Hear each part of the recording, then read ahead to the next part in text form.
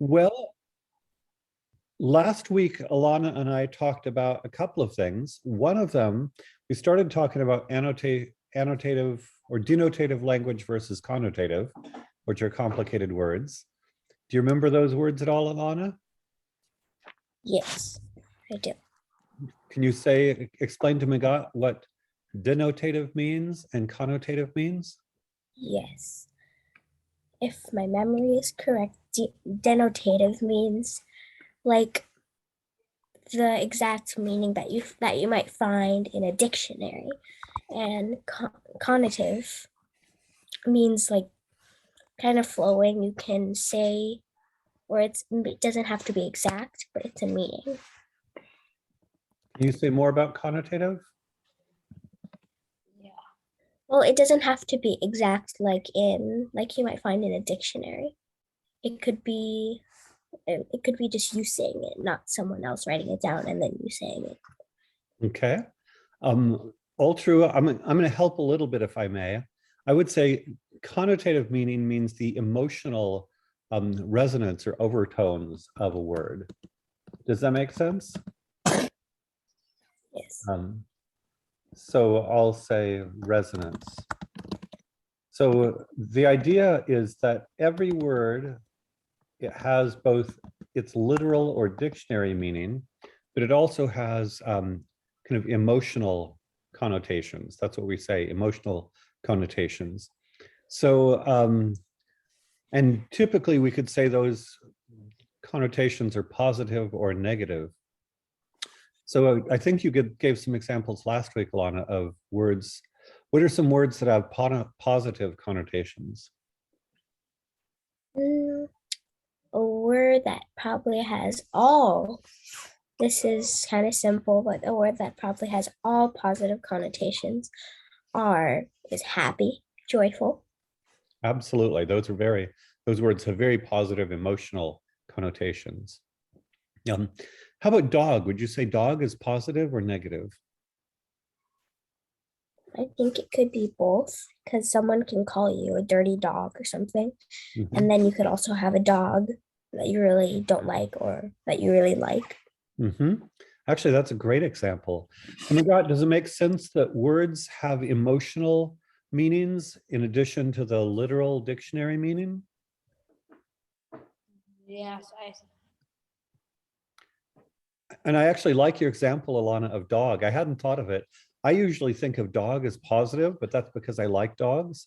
But what I had not thought of was that when a human being calls another person a dog, that's usually an insult. And so in that case, dog has a negative meaning. So that's a really great example. Exactly the same word, D-O-G, can be positive, like, oh, what a cute little puppy dog. Or it can be very negative. If a person calls another person, you dirty dog, that's probably meant as a negative thing. yes. Any other examples of words that have both positive and negative connotations? Running could probably have both. You could be running from a bully or something, or running to the ocean because you really want to go in it. Mm-hmm. Or running a cross country Mm-hmm. race or track. Yep. So running could be positive or negative depending on the context in which it takes place. How about a word like chair? Is chair positive, negative, or neutral? I think positive. Why positive, Magatte? Chair, you said chair. Right. Because chair, we have to sit down in the chair, and everyone in your tired or you are tired, you want to sit down, and if you have a chair, you are happy. Mm-hmm. And I don't think it have a negative position. No, that makes sense to me. That chair, in general, I would think chair is positive, and especially if you're tired, you want to sit down in a chair. Can we think of a situation in which chair might be negative?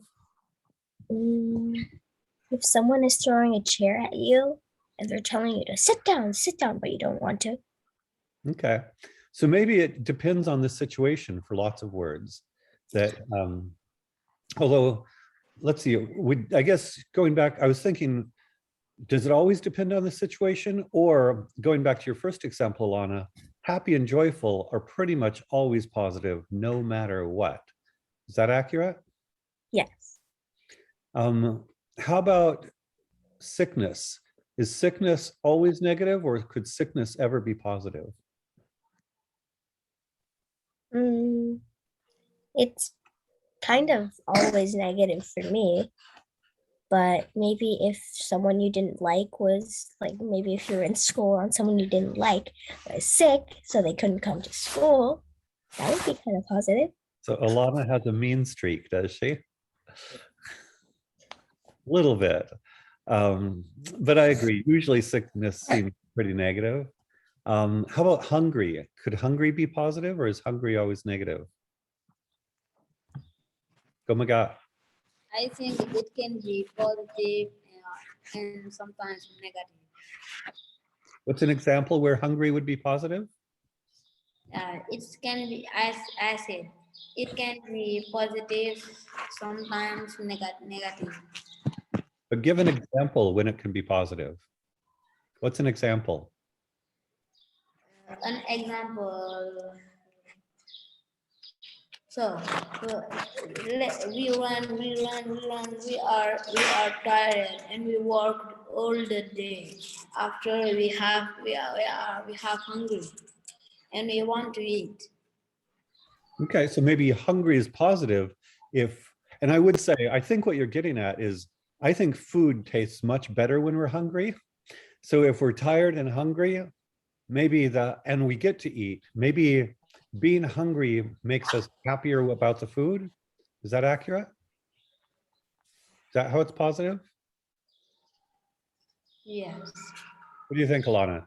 Do you think that hungry can be positive if it makes you appreciate food better? Yes. I Okay. think so. Okay.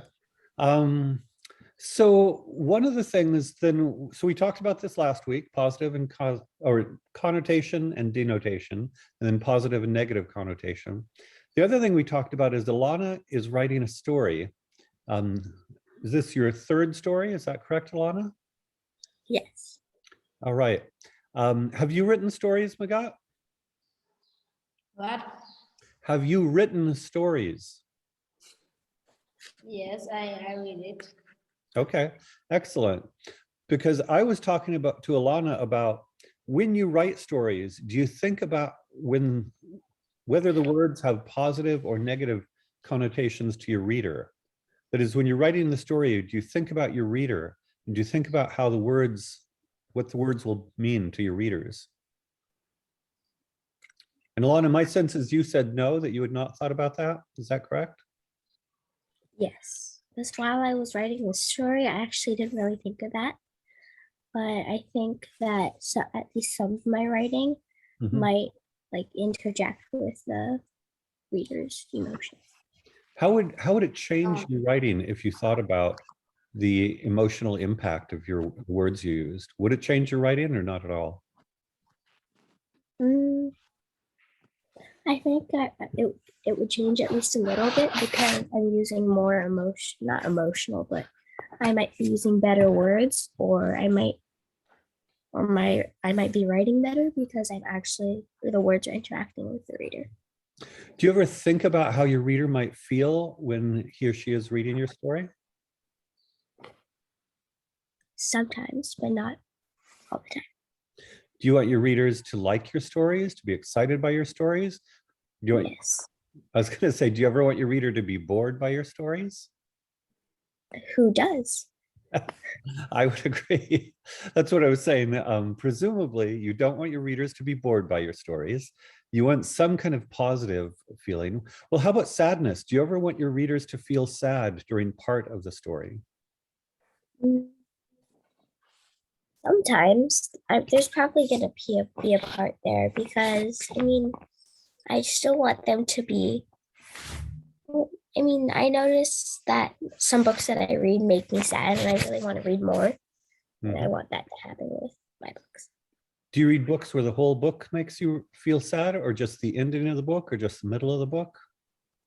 Just some parts of the book, like maybe someone dies, or yeah, that's or someone did something. Mhm. Magatte, do you ever read books that make you feel sad? Yeah. Sometimes it's feeling very sad. Do you prefer books that make you feel happy or books that make you feel sad, or both? Happy and sad both. Both. Sometimes I describe things like an emotional roller coaster. You know, roller coasters, people go up and down and up and down. And so an emotional roller coaster, what I mean by that is while you're reading the books, sometimes your emotions go up and then something bad happens, they go down, and then something good happens, they go up, something bad happens, they go down. Do you like books that have an emotional roller coaster? No. No? You just want a little bit of sadness and a little bit of happiness? No, I want a lot of happiness and a little bit of sad. Okay. A lot of happiness and a little bit of sadness. How about you, Alana? Emotional roller coaster, or a lot of sadness, or a lot of happiness, a little sadness? I like an emotional roller coaster because it really keeps me interested. And like yeah, I love it when books just make my stomach and my mind go up and down. Can you think of a specific book that gave you an emotional roller coaster experience? Um, when I think you suggested this to me, but when I read Island of the Blue Dolphins, I Mhm. actually felt really, really sad because this part where the girl's brother, Ramo, dies. Mhm. And actually, my class is reading that as a read aloud book right now. Mhm. And when they all found out that he died, they didn't want to read the book because he was the best character or something. Did they stop the book, or are they going to keep reading? No, we're gonna keep reading. And would you say that book also has plenty of happy parts? Yes. So you would say that's an example of ups and downs, and that makes it actually a better read for you? Yes. Mhm. And with your stories, do you think of the stories that you write as mostly happy, mostly sad, or an emotional roller coaster, or something else? Mm, I think my first one was mostly happy because it was my first one. And then my second one was kind of in the middle. Mhm. And how about you, Magatte? Are your stories usually happy stories, sad stories, or up and down emotional roller coasters? I think it is mostly happy Mhm.